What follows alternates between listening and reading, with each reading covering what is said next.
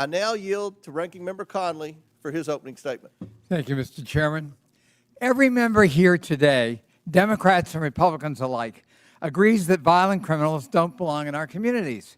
We all want our cities to be safe and have zero tolerance for violent crime, irrespective of the status of the perpetrator.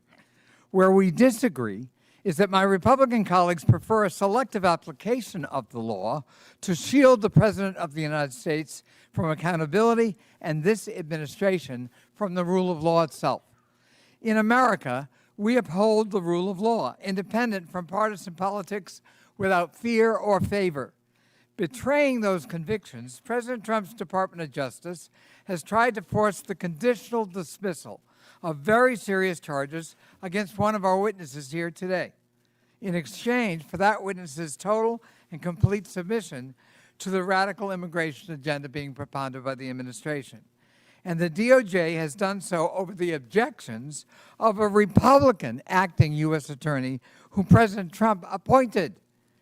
Rather than enabling a flagrant, corrupt quid pro quo, 7 federal prosecutors, 7, including Republicans, resigned.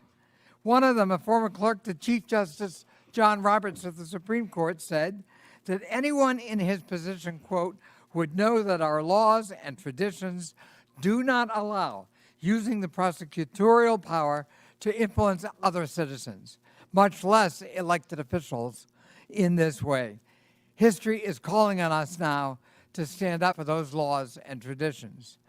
Doing so also demands an affirmation of state and local sovereignty in determining the most effective ways to keep residents safe in compliance with federal law. To deny this sovereignty is an assault on the independence of every American city across the country. Today, Republicans have hauled before us the mayors of 4 major American cities to frame them as lawless because those cities have some limits on how intrusively and aggressively their own officials can conduct federal immigration operations and responsibilities. Let's be clear. The state and local laws that Republicans have issue with today are in full compliance with federal law. They do not obstruct ICE from carrying out its duties, and they are backed by evidence demonstrating that they keep people safe and safer in counties with laws that do not honor extrajudicial civil detainers and had significantly lower levels of violent crime than counties that have them. Mayors, police chiefs, sheriffs, and local leaders have made clear that the way to combat violent crime is allowing local police to do their local job of ensuring public safety in their own communities as they account for it. Commandeering them to spend limited time and resources as federal agents is a non-starter and can contribute to crime and non-cooperation in immigrant communities throughout the country. At this year's Conservative Political Action Conference, Board Czar Tom Homan said he is, quote, bringing hell to the city of Boston until it complies with his demands.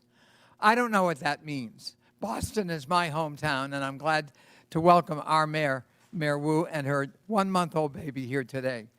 But I don't know that Boston welcomes Mr. Homan or anyone else bringing hell to the city. The Republican crusade against local independence doesn't just undermine public safety in our communities. It is blatantly cruel, and I say inhumane and un-American.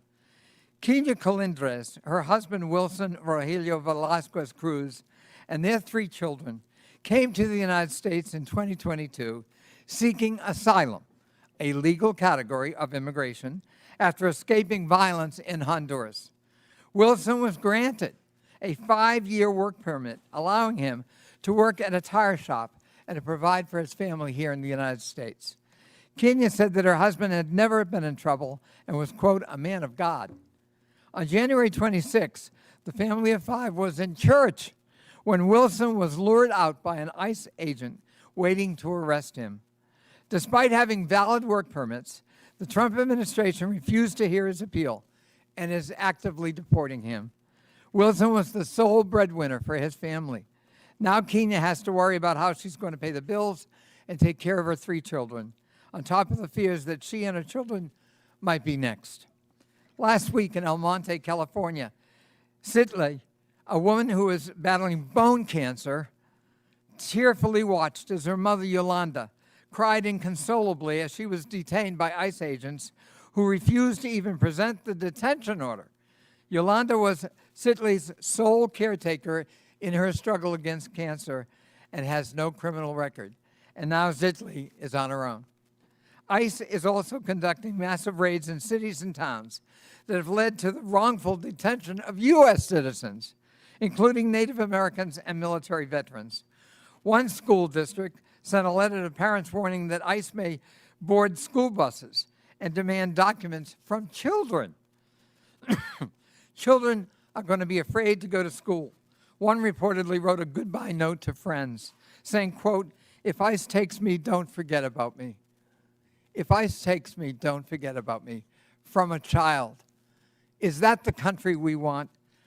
America needs immigration policies that keep everyone safe and make the country stronger and allow us to grow and fill in the skill sets we don't have.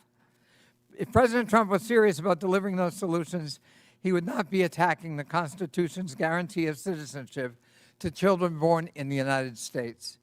To see our country through this period of darkness, we need leaders who will stand up for the rule of law and will champion public safety at the local level.